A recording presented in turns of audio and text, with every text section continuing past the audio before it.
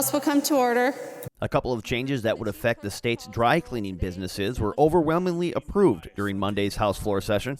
Representative Rick Hansen sponsors House File 91 that would ban perchloroethylene, a toxic product sometimes used in the dry cleaning process, and allow the state's dry cleaning businesses improved access to an industry-funded state account for environmental cleanup projects. What this bill does is it bans perchloroethylene in 2025. So that we will be reducing the amount of perchloroethylene to clean up. It appropriates $213,000 from the dry cleaner account to reimburse those dry cleaners who have already done the cleanup and need to be reimbursed. House File 91 passed off the floor by a 128-0 vote and was sent to the Senate. The House Transportation, Finance, and Policy Committee approved automatic voter registration proposals Tuesday. Representative Kristen Bonner sponsors House File 607 that would implement automatic voter registration by using information collected during transactions with government agencies, such as getting a driver's license, to register those who are eligible. A simple bill, really. It keeps the robust features employed by DPS every day while it processes driver's license and Minnesota ID cards. It has the same checks and verifications for identity and documentation required every day. This bill improves access for legally eligible voters by making one simple switch. It moves from an opt-out to an opt-in methodology. House File 607 was approved as amended along party lines. House File 9, Representative Emma Greenman's all-encompassing elections proposal, which includes automatic voter registration, also received approval along party lines. Republicans shared their concerns with committee members.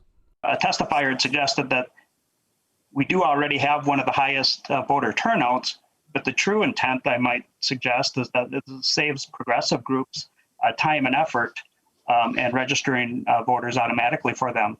We're just simply going to have a very different approach to our election systems, where I think it's incumbent on individuals to take the responsibility to simply register to vote.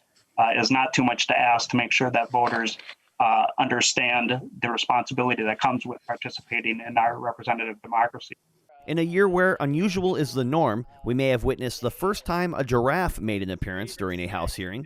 Skeeter joined the House Legacy Finance Committee Wednesday as members reviewed a proposal to appropriate $3 million for the Como Park Zoo and Conservatory. Also testifying in favor of the proposal was Chloe, a two-toed sloth. The animal snacked on romaine lettuce as members looked on. During past sessions, animals have made in-person appearances in committee meetings, but due to pandemic protocols, the zoo animals had to participate remotely. A proposal supporters say will help end systemic racism received approval from the House State Government Finance and Elections Committee. House File 784, sponsored by Representative John Thompson, requests over $450 million in funding for programs and investments to address some of the state's socioeconomic disparities facing the state's African American community. I was told that this is the way that you do it. This is the way that you go about making the changes that you want in your community, that you be the change. And so here I am before this body, being the change. It's been a long, hard road, but I'm being the change that I want to see in my community and presenting before this body something that my community desperately needs. It was approved 7-5 along party lines. Some who voted against the bill shared why.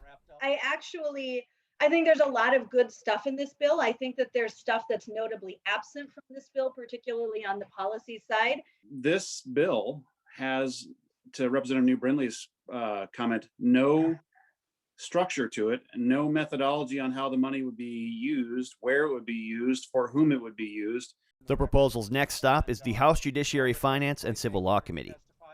For more nonpartisan coverage of the Minnesota House of Representatives, check out our Session Daily work on the House website at house.mn/sessiondaily.